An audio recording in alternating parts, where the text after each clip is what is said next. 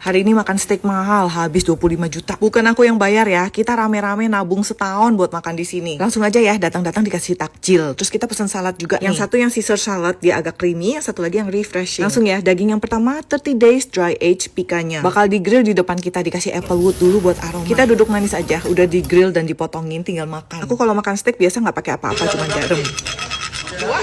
Nah karena ini dry age, rasa dagingnya tuh kuat dan umami. Selingan side dishnya kita pesan french fries, ada yang truffle fries sama wasabi. Kalau aku lebih suka yang truffle ya. Terus cobain juga bone marrow pakai corn. Masuk mulut langsung nyes, nggak bisa makan banyak-banyak karena berlemak banget.